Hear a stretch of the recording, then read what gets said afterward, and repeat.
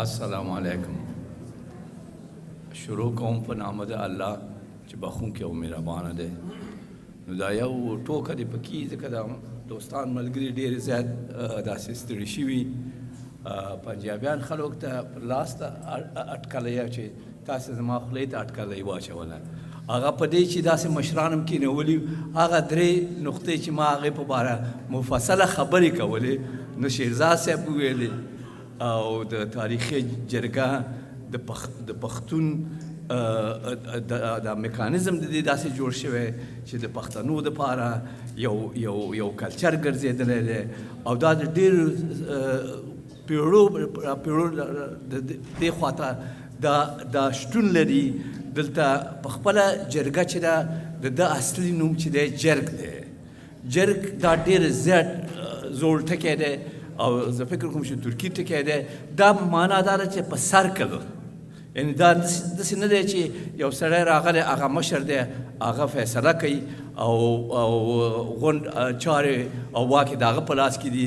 دلته په دې غونډه کې یو د بل نه بهتره نه دی یو د بل نه جګ نه دی. نو یو خو دا تاریخي هغه شاتلیت لري او د جرګې شالید ته چې سړی لږ شانتې توجه وکړي هغه داسې و چې دا د آریان په وخت کې هم موجودې وي خو هلته ډېرې زیاتې محدودې وي. قبیلې به یو بل سره جرګې کولې شخړې به یې هغه د منځه وړلې خو کله چې څنګه چې شیرزاد صاحب ویلي کله چې میرویس خان نیکه راغی دلته اورنګزیب د مغولو دا په حق ورسېدو د دغه اپورچونیټي نه ګټه واخیسته چې په خپله د افغان ولس منظمه کړي یعنی منظموالی یو موټی د یو چتر لاندې راوستل د دې دپاره ډېر زیات مهم و.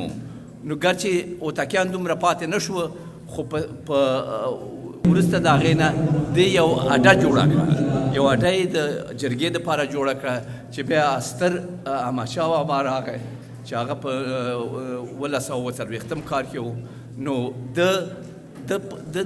د بلیف د هغه عقیده په دې وه چې باید افغانان راټول کړي باید په وحدت یې راټول کړي یونیټي باندې راټول کړي د افغانانو راټولولو په چل باندې پوهېدو همدې د خاطره د افغان جرګې ته یعنې زما په اند یو ستر بنسټګر دی. نو ده چې بنسټګر جوړ کړو زه دا فکر کوم او ما چې منظور سره خبرې کړي منظور په خپله د احمدشاهي افغانیت باندې باور لري ایمان لري او د دې د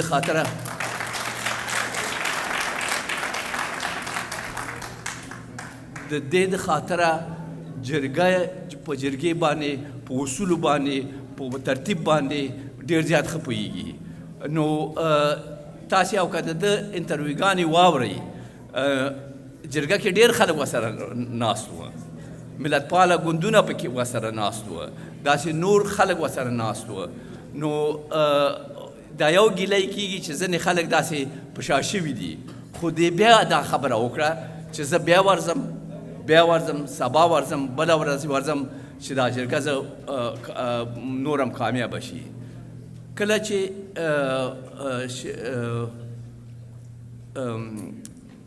لیوال صاحب په دې یو مسله ډېره زیاته او چې دا سوچ زمام دی اشاره وکړه د خیبر جرګه چې ده په تاریخي لحاظ دا نه ده چې موږ د دې صفت کوو نورې جرګې انډرماین کوو نه په تاریخي لحاظ دلته د ده هغه جزیاتو ته سړی وګوري فرق لري.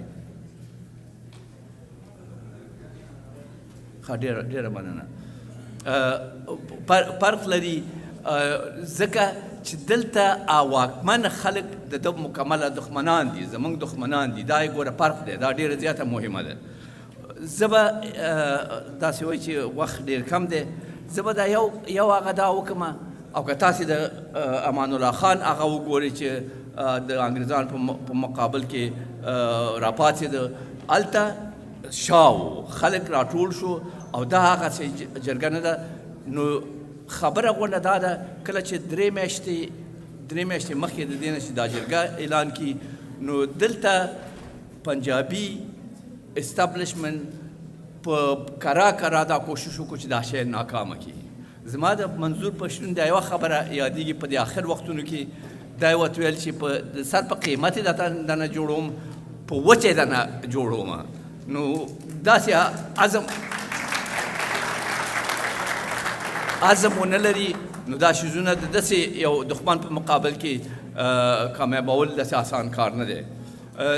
دا د ده هغه دی چې که تاسې وګورئ په رسنیو کې به تاسې اورېدلي چې 15 لکه خلکو ته چې انتظام جوړوئ، خلک راغواړئ، دا یو برحاله حکومت هم نشي کولی، اما منظور د وشو کولی چې دا جوړ کړي. بله خبره دا ده چې په دې وختونو کې دیو دا دې ته چې راټول کړي وو غوښتل چې په سکرین یې واچوي، حتی د دیو سکرینونه یې وسوځول، د دیو نور خلکو ته چې سامان او ځینې شیزونه جوړ کړي وو هغه یې ورته وسوځول.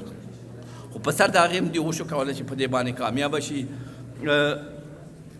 ما ته یوه خبره دوه خبرې ډېرې لنډې کومه، بیا زه خپل خبرې هغه کوم. او که تاسې په دې 14 لسیزې کې وګورئ تقریبا 20% افغان ولس ډسپلیس شوی دی، یعنې د خپل وطن نه بهر تللي دي. په دې خلکو کې دا د نظر خاوندان دي، دا وطن مین خلک دي، د وطن پوه خلک دي.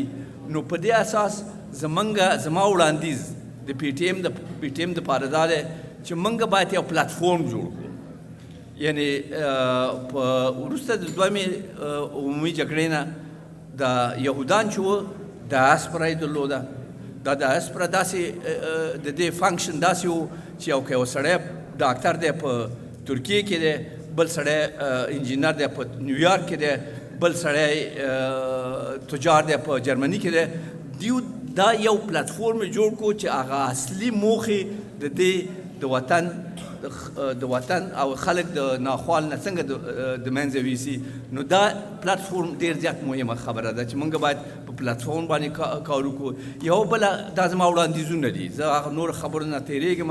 بله خبره دا ده چې زموږ په هغه جرګه کې چې په لندن کې وشوه، مشر منظور پښتون یو ډېر ښه شي ته اشاره وکړه، لابینګ.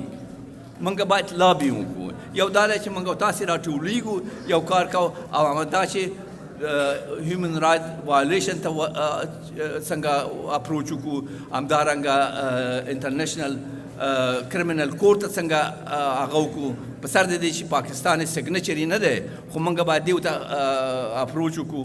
بله خبره دا ده چې د انګلستان ممبر اف پارلمنټ چې ورته وایي، موږ هغې ته اپروچ کړی دی. کله چې او که ته یو 18 ممبران ټارګټ کړي، دا شی هغې په انګریزي وایي چې that becomes significant، یعنې ډېر مهم موضوع راغه کېدای شي چې پارلمنټ په دې باندې خبرې وکړي. نو دا شیزونه دي چې ډېر زیات مهمه دي چې موږ باید پلټفورم جوړ کړو. موږ په خپله هلته زمونږ دا کسان هم چې راغوښتي وو، دیو د قومي مشران و، کمیونټي مشران و، ملتپاله ګوندونه و، او همدارنګه نور ارګنایزیشن دی د پشهیي، هغې نه زه ډېره زیاته منندوی یم چې دلته برخه واخیسته، خپل نظر یې موږ سره شریک کړو. نو دا چیزونه مهم دي. او بل ډېر هغه تاسې به خبر یې که نه، زه پرون خبر شوم چې د اسټابلیشمنټ پرون افغانان یې نه پرېښوده چې کرکټ ته لاړ شي، حتی لارې پرې بندې کړې وې، حتی د مشرتابه یې راغوښتې ده. دا یې ورته ویلي چې تاسې جرګې په اروپا کې جوړوئ، تاسې غوغا جوړه کړې ده. یعنې دغه زموږ ستاسې دغه جرګه چې دلته جوړو د دې تاثیرات ډېر زیات دي. نو په آخره کې دا یو هغه کومه چې ما نه هېر شو، زه د خپلو غونډو ګډونوالو ته دلته چې راغلي دي ډېره زیاته مننه کومه.